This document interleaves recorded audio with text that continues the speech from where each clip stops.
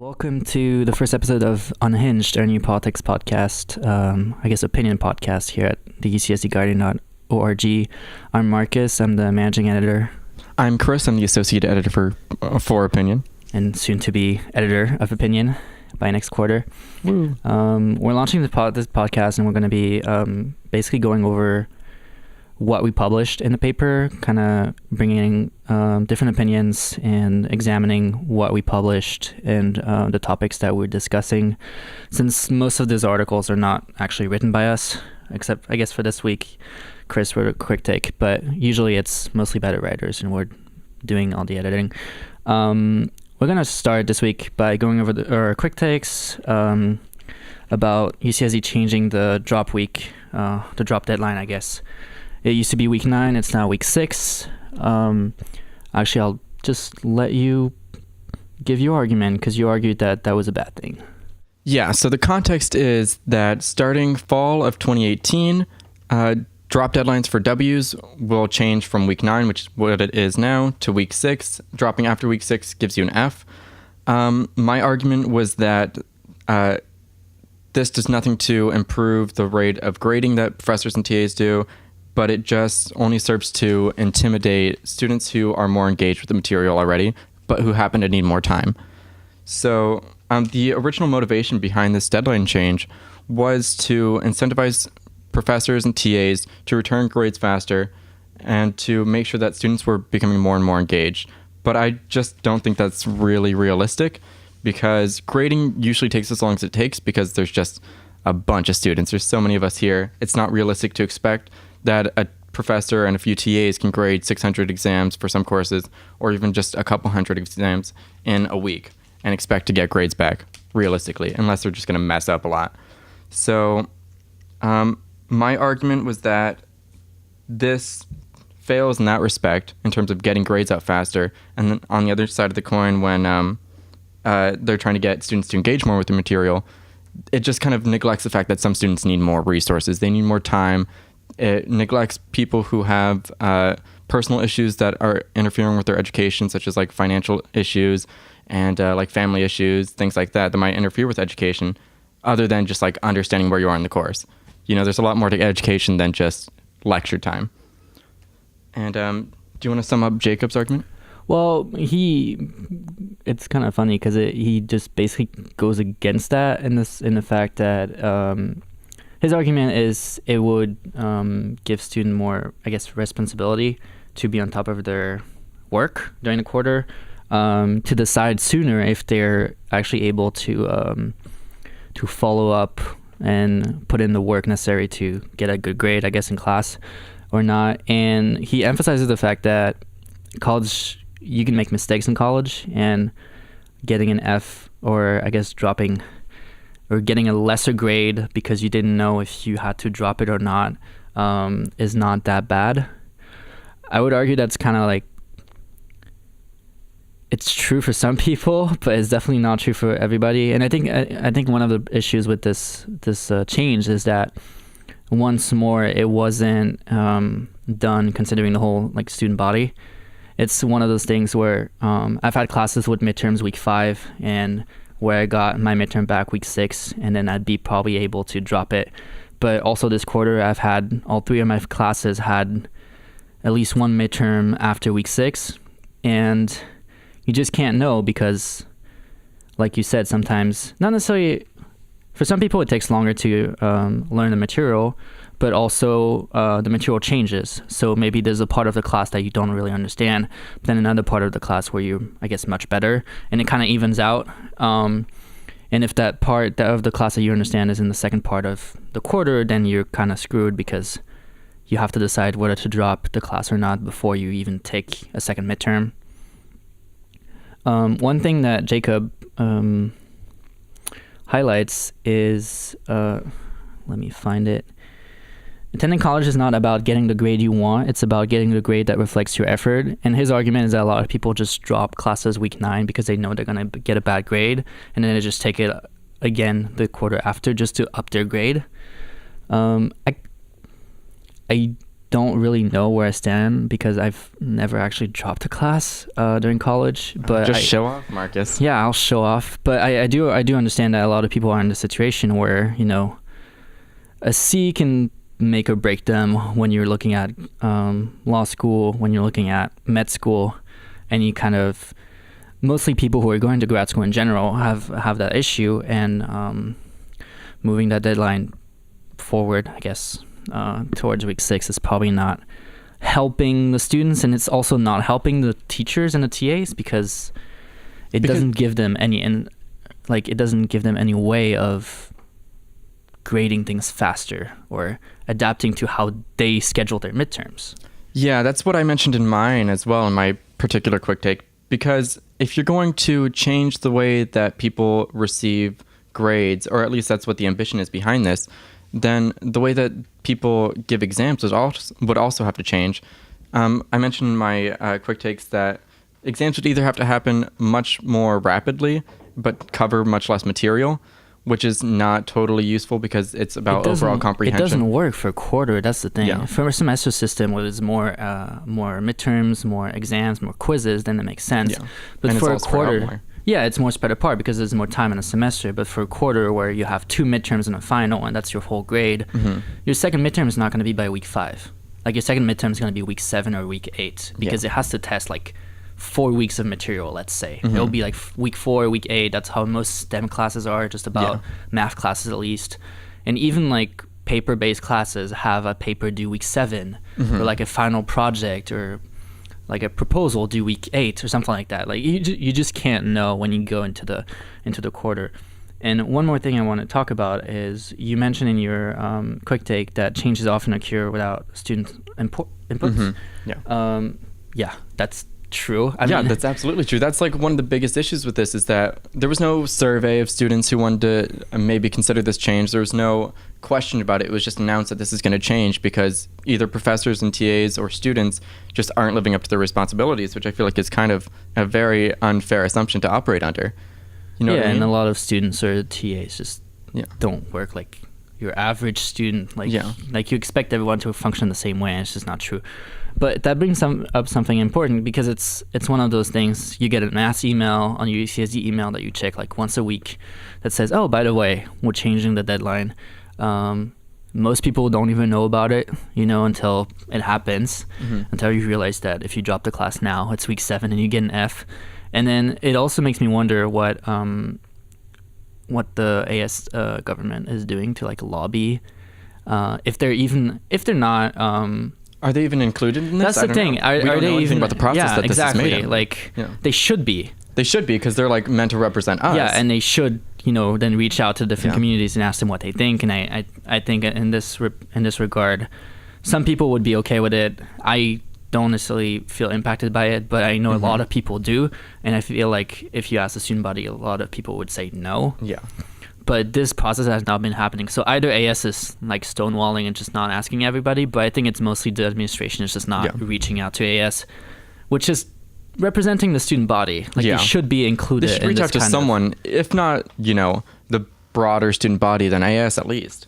Because they have representatives from each college campus too. Yeah, and each academic division, and just because it depends on of course STEM majors are going to feel differently about that than people who have ever known just like papers due week 5. Like that's a kind of different. But even papers take so much longer to process, and sometimes takes 2 weeks, and then suddenly you're like, it could happen that by week 6 you have 0 grade.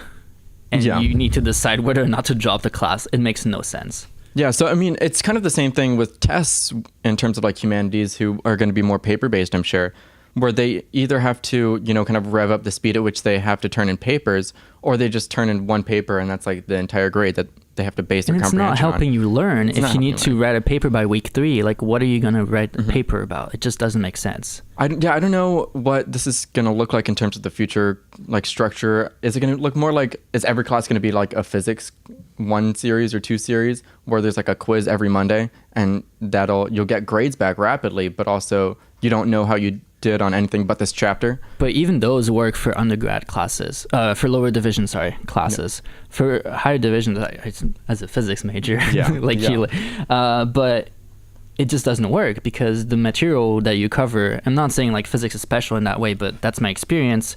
The material you cover, you can't just quiz me on 1 week worth of material because there's so much more that is not like it's about the overarching comprised. knowledge that you're getting over the course. That's what's important to over retain. 3 weeks, 4 weeks, over a full chapter of a book, and there's no way I cover a full chapter of a book in a week. Like that never happens in my classes. Yeah. My math class is still on chapter 3.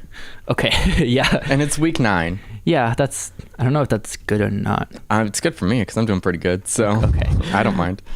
We're going to move on to our main story this week, which was about food insecurity on UC campuses and how UC San Diego, as the title, UC San Diego lags behind other UCs in tackling food insecurity. The gist of the article is that every UC campus got a $151,000 grant to install a hub, basically, or some kind of to tackle food insecurity. Tackle food insecurity. Most UCs, including UCSD, have installed a hub. Our hub is the Trident Food Pantry at the bottom. Our hub is the Basic Needs Hub, which has been added. Yeah, it's just been added. Yeah. Oh, you mean the Trident Food Pantry has been here for longer? The Trident Food Pantry has been here before. I don't know if that 151,000 goes towards some of the food pantry. Right. So they expanded on the food pantry. It's just kind of. Yeah, I mean that's the idea. Yeah. So the Basic Needs Hub has been under construction, is barely open. It's open, but I don't know. I mean, I'm always in the old student center where it is. I don't know that it's functioning. It used to be the AS Self Reserves, basically, and which again makes me think like, why did they disband that? But anyways, so right now, all that's in there's the Basic Needs Coordinator, and there's some student volunteers, I think, but it's primarily like a loading and storage space for the food pantry. That seems to be all that it's functioning as currently. Yeah, and so the Trident Food Pantry, which is at the old student center, is just a little room, kind of hidden, that is not open at regular hours. That is just, or that's at least the argument of this article, that serves non-perishable food. They do have some produce, and I know they're a produce provider, but I don't know really if it's enough to it's definitely not enough to compensate for the mass amount of people who are in there. Like I passed it earlier today, and it looked like Black Friday. Like it looked like Black Friday for boxed mac and cheese. You know what I mean? That's a bad metaphor. It's an accurate metaphor. True. Yeah. It's true, but because people stampede just to get dried elbow noodles and a leaf of lettuce. So the Basic Needs Hub at UCSD has a budget of $127,000 and only has expenses of just about $100,000. So the question is kind of like, what do you do with that surplus? Yeah, that's $27,000. That's a lot of money, I would say. It's definitely enough to, what Clarice is arguing in this piece is it's enough to at least hire students to man it so it can stay open longer, so people have more access to it, as opposed to like the few hours a day that it's open. Yeah. Or it's enough to just kind of increase the supply of things that you have to make it more broad. Include produce that's like less perishable, such as like onions and maybe root vegetables and things like that. So it's not always just you get a box of Kraft mac and cheese and some beans. Yeah. And the big comparison in this article is the Basic Needs Hub at UC Irvine. That kind of, it seems, works in pair with the UC Irvine dining services to fight food insecurity, basically. So they open a big new hub. They have implemented different types of programs, I guess. Yeah, programs. Emergency meal swipes, where some students get free meals. And that's also something that where you see the Trident Food Pantry is handled by AS, at least indirectly, or it used to be. Well, a portion of their budget comes from AS. A portion. $39,000 of its total budget. Okay. And it's true that it'd be nice to have like a little bit more cooperation between different food services on campus. What I definitely like about the comparison to UCI is that UCI has so many other programs other than just like come by and pick up this box of food or come by and pick up some produce. Yeah. They have emergency relief programs. They have, they cooperate with their dining halls. They get 10 free swipes for students who need it. It's a lot more than just saying there is a place that has food that you can come get sometimes. Yeah, especially when that place is not up to par. You can say that. Not up to it's par. Still better than nothing. We're not arguing that, Yeah. you know, like this is trash. It's not. It's still good. It's still helping some people that need it. But there's definitely, we can see more happening to it. And mostly when, you know, you can just take an example of the UC that's like 2 hours north from here. Just look at what they do. Like, just look at what other successful programs in the UCs in the country do. And I'm sure that you can find a way to invest $27,000 per year, I'm assuming it is. $27,000, per year. Yeah. That's your annual budget. It's not even necessarily, you don't even have to compare it directly to other UCs. You can look at other ways that towns, for example, are addressing food insecurity. It doesn't necessarily need to be like a food kitchen that's open, but something other than just come by and pick it up when you can, if you can. Yeah. They, to their credit, they have tried to increase the amount of produce and the amount of stock that they have, so they don't run out of things quite as often. That's why they have just boxes and boxes of things. And the basic needs hub is to keep that stock ready. Yeah. But the argument that Clarice is making is that these processed foods that are being sold here are just not nutritious in any way. They're not. Obviously, it's better than nothing. It's definitely better than nothing, especially when you're starving. Like, you'll take something with high sodium, a lot of fat, and just like very little nutritional content because it'll get you by. But it's not a solution. It's you know, taking a cold medication for your cancer. I don't know if I see that, but No? it's true that it kind of makes me think about, you know, just grabbing a leaf of bread and eating a little bit of bread. I know that's like an extreme, but like A leaf of bread? Is that not the word? A loaf of bread? Not a leaf. Man. A loaf of bread. Loaf of leaves. And just eating, you know, a few slices because you're hungry and you don't have time for lunch. Mm-hmm. And that's kind of how it feels to me, where it's like, oh, just get that, and you know, there's not going to be enough vegetables. There's just not going to be enough of anything, but at least you're not starving. Mm-hmm. It's a first step, and we want to emphasize that the Trident Food Pantry hasn't been there for a long time, so there's definitely still room for them to grow, to improve, and hopefully they will.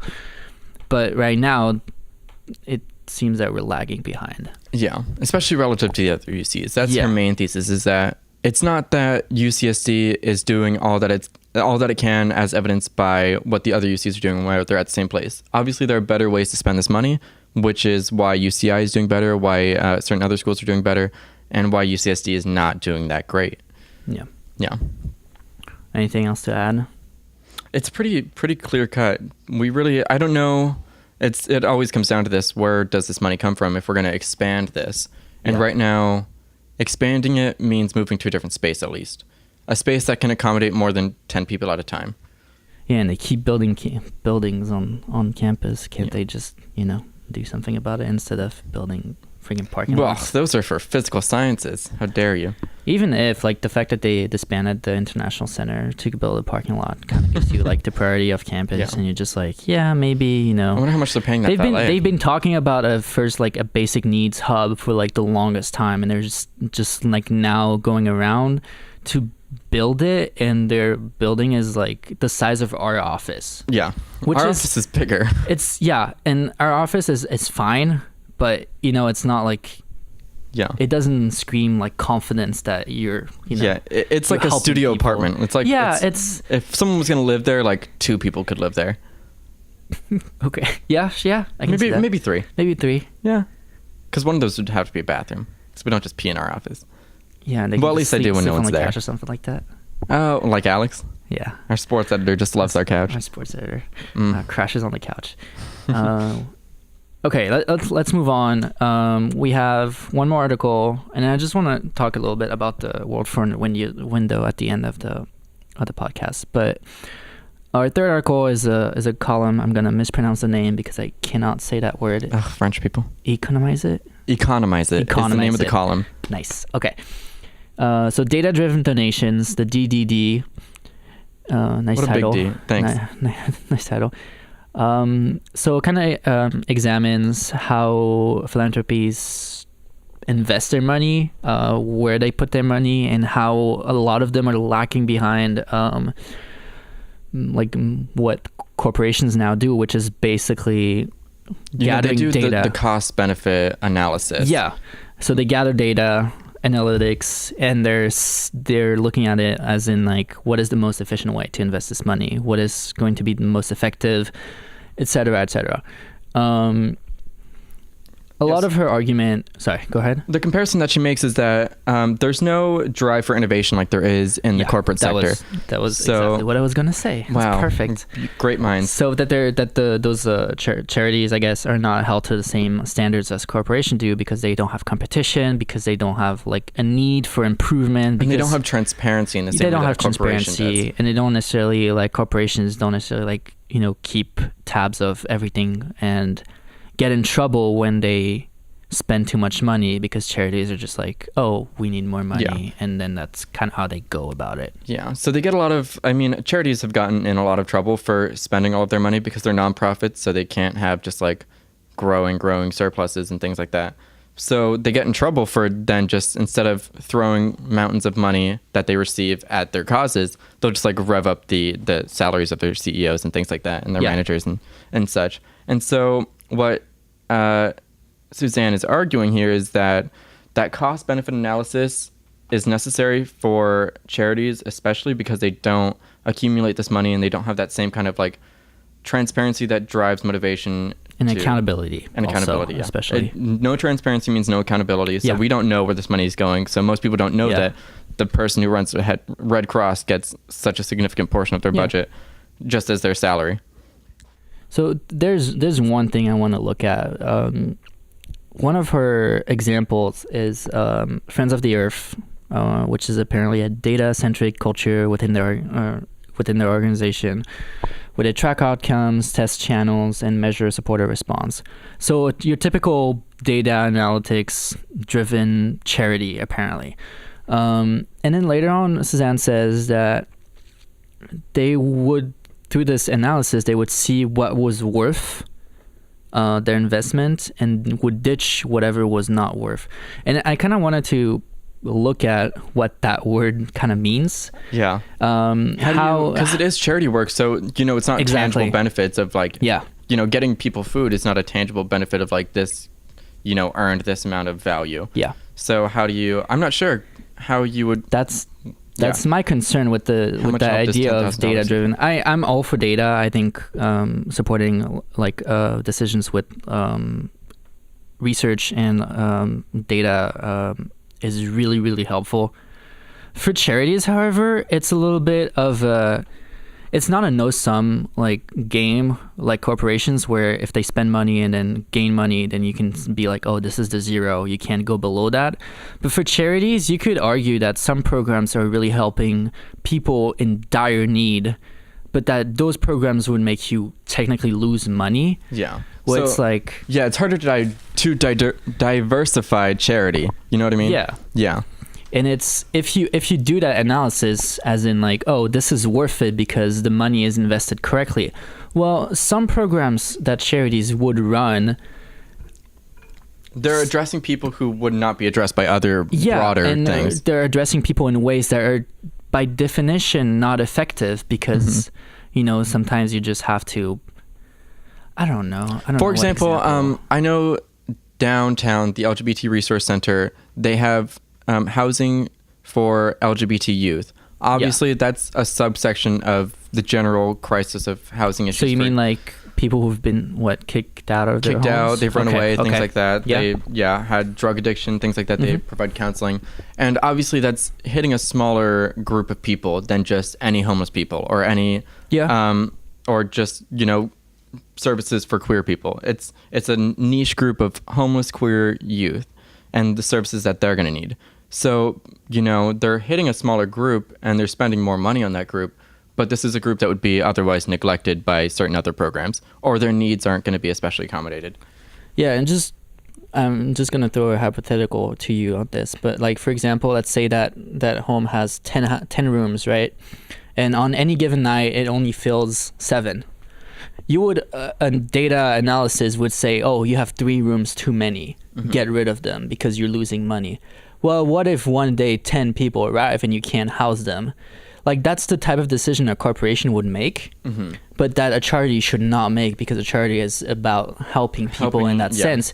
And so having the resources and installations necessary to, you know, help in case of an emergency. And in that case, the emergency would be like 10 people need housing instead of just 7. That's just an example.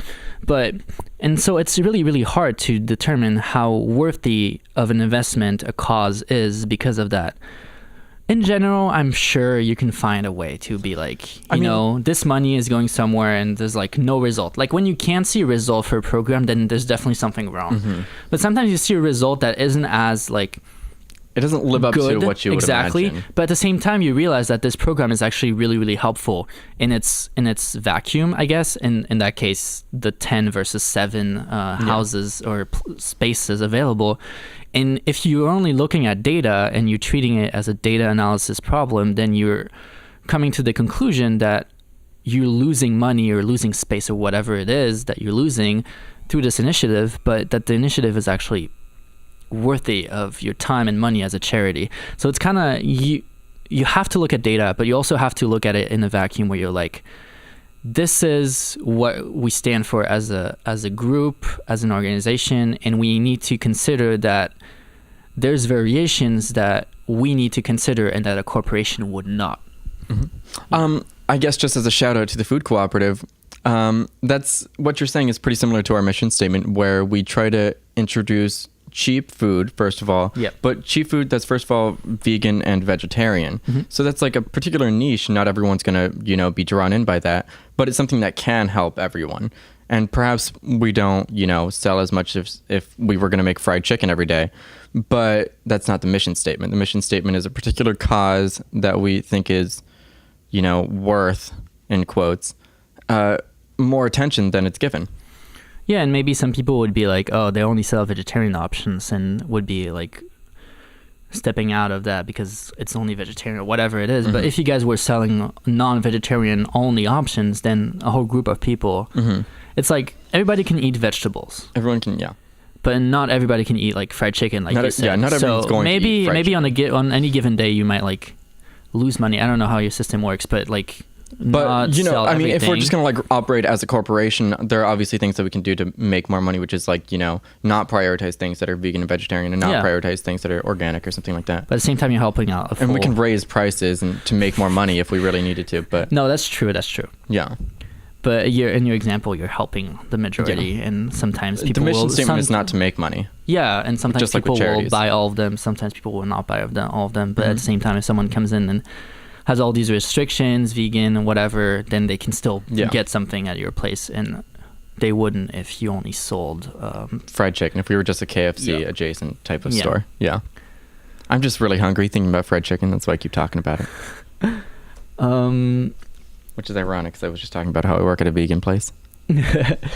Is there anything else? I mean, I think we've covered it all. I liked her argument. I'm just kind of putting a wrench in it because I feel like there needs to be a clear stance on what worthy means. Yeah. And that's always fair. Complicated. That's just that's and just it not depends something. so much on what the program is. Like what is worthy might differ very much from like a housing cooperative to you know, a food bank or like a soup kitchen or something, or like counseling services. Like obviously you're going to have to pay counselors, for example, but there's no like tangible benefit coming back from that. Yeah. So, I mean, I think there are definitely ways to use data to be economical. And if you're going to say operate a food kitchen, you know, you want to buy in bulk. You want to find the cheapest providers of the produce that you need. You're going to find more effective ways of handling your side of the, but when it comes to those kind of variations that you have to consider when you're charity, because like you said, your mission statement or your audience or your target is, you know, very specific in a way that corporations are not necessarily forced to adhere to, where it's like, I guess that goes back to where she was talking about, and she mentions in her piece that, you know, there's organizations that have economists who are willing to do these analytics for these companies.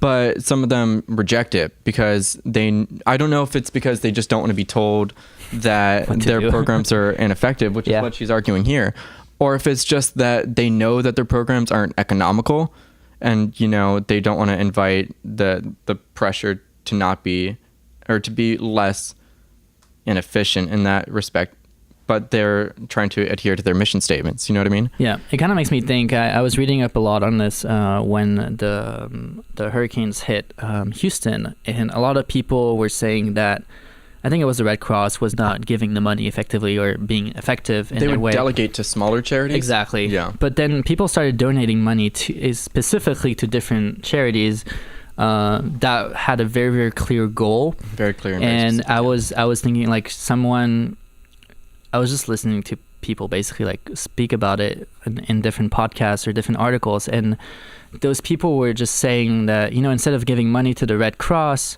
they would give money to an organization that provided women hygiene products to people who were displaced or whatever, so like tampons and whatever they needed. And those are like, instead of, maybe those people don't necessarily need medical attention, but they need those products because they left everything behind, or everything has been flooded, or whatever the case might be.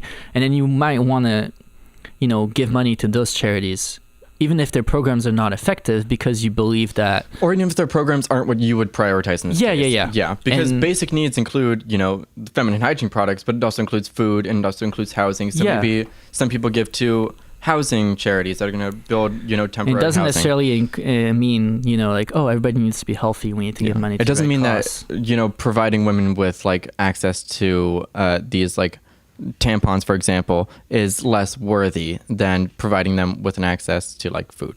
Yeah. Because that's obviously your decision when you give money, and she says that in her article, that people who give money also have to, like, consider where their money is going to, and that's a fair point. But some of these programs are definitely not as efficient as they could be, or not as efficient as we expect them to be, but they're still worthy of giving money to because of the role that they fulfill, no matter what the data says, basically. Yeah. And also what this doesn't include is, like, I don't know how to call them other than corporatized charities like the Red Cross, where so much of their funding comes from advertising. And so they advertise, and that obviously costs a lot of money. And then they pay their people massive salaries, which obviously cost them a lot of money. And so I don't know how this all factors into... It's one way of being wasteful of your money. I mean, if I was running this type of charity, like the Red Cross, I wouldn't want an economist in my fucking place. Yeah. Get out. Yeah. Don't tell me that I need to cut salaries for my people, and tell me that I need to spend less on advertising. Yeah. That's what I'm going to do, because I'm a corporate charity. I need the Walmart of charities. Yeah. My kids got to eat. $256,000 a year is not going to cut it. I mean, it's fair that they get a salary. We're just arguing that they probably shouldn't get paid like a company CEO for what they're doing. Yeah, like I think their CEO for Red Cross, I'm just going to keep shitting on Red Cross specifically, but they get like literally over $500,000. Yeah, that's too much. Can you imagine a charity? That's too much. Ridiculous. That means you're technically paying directly for his... Yeah, you're paying their salary.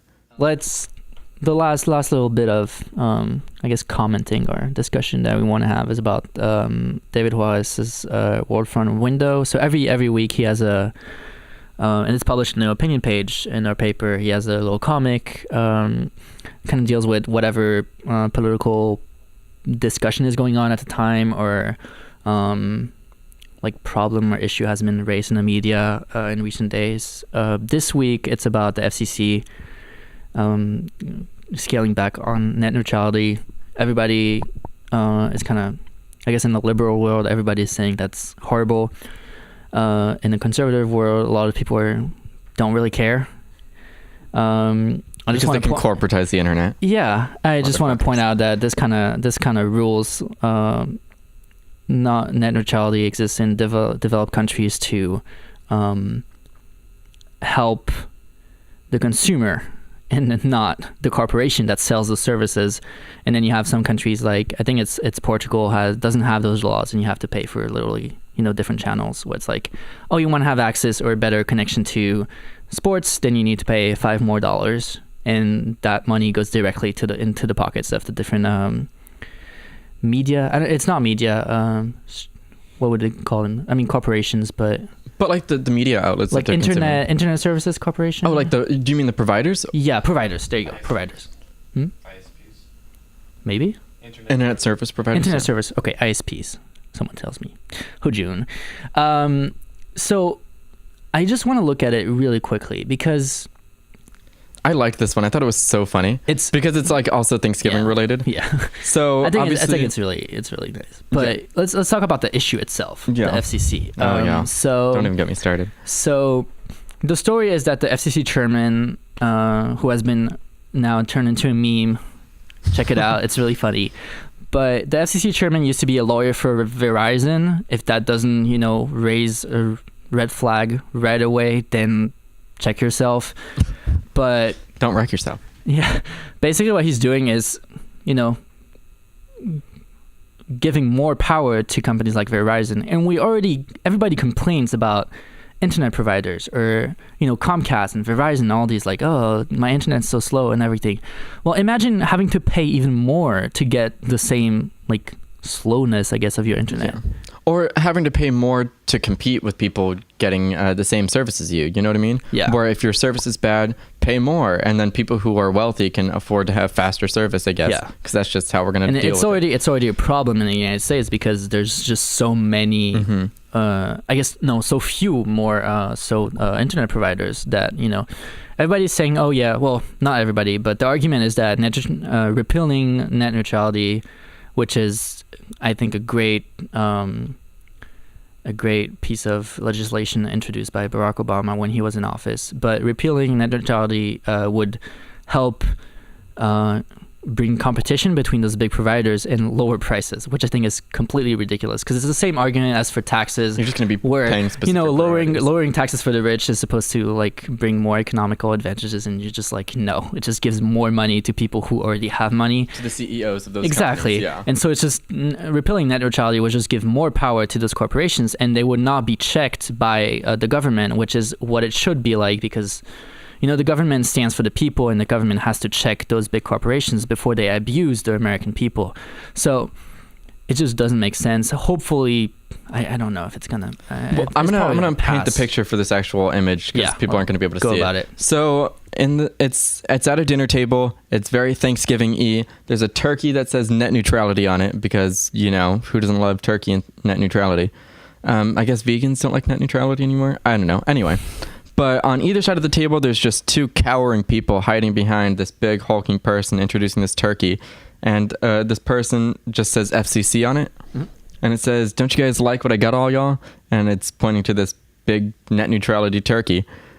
And I think it's very apt because they're trying to posit that this is such a revolutionary type of way to affect consumerism and to like lower prices, as if this isn't going to not only increase prices because you're going to have to pay specifically for what you want, but it's only going to help larger corporations because the internet being free is better for everyone except the corporations who are advertising on it.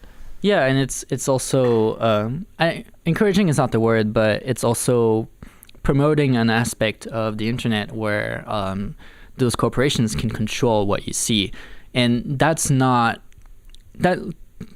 First of all, it goes against your preferred First Amendment. You have a right to the information that you're consulting. You have a right to, in that sense, you have a right to the free internet. I think it falls under what they call Title III. I don't exactly know what Title II?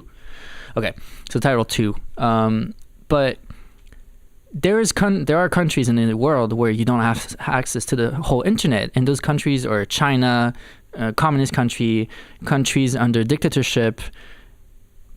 It should not be the case in a Western civilized. Yeah, what does politics look like under this system? Because we already have enough trouble with people just kind of feeding into the media bubbles that they like. Yeah, it's going to bubble people even more. So what if you have to pay to get MSNBC and Fox? Like no one's gonna do that. Like if I consume Fox, I'm only going to consume Fox. If I consume MSNBC, I'm not going to pay more. You're not going to pay for all of it. Yeah.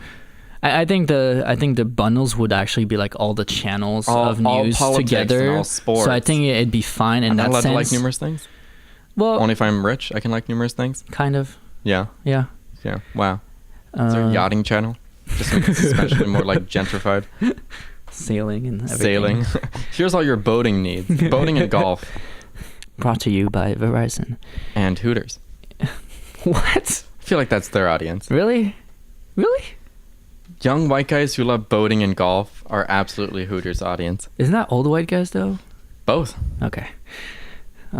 Just dudes being dudes and boating and playing golf and going to Hooters. Am I right, guys?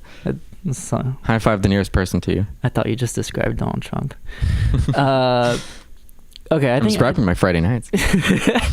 I think we're just gonna close this off right here. So net neutrality, if you can reach out, I think there's a website, Go FCC yourself or something like that. I think it's great. You just put a complaint in. Basically, it might pass because Congress is Republican, sadly. So, oh God, what a great time to be a lobbyist. If at some point you realize that your country is going to shit, then do something about it. It's just the FCC. Yeah, representatives. Yeah. Okay, that's even worse. And it's the upper people of FCC. It's not even like everyone at FCC. So that's your typical ex-Verizon, lawyer that for some reason is probably gonna favor Verizon in that issue and not the people consuming the product. I mean, if you're listening and you're considering becoming a lobbyist, now is the time, because apparently they can do whatever they want in any industry, ever.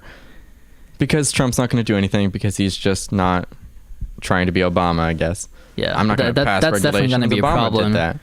Maybe that's something that's actually going to get like people to react, like taking your internet like away. Isn't that like something that millennials, us included, will just be like, no? They're going to start charging way. for Tumblr, and it's going to be a riot. Oh. Tumblr every single emo kid from like 13 years old till 17 is gonna be like, no. Yeah. If you want access to the emo music channel, you got to pay $20 extra, and then there's gonna be fires and blood in the streets. Again, nothing against emo kids. We love you guys. Honestly, if you can have some fires and riots in the streets, create it. Go emo kids. Yeah. Honestly, we're all for it.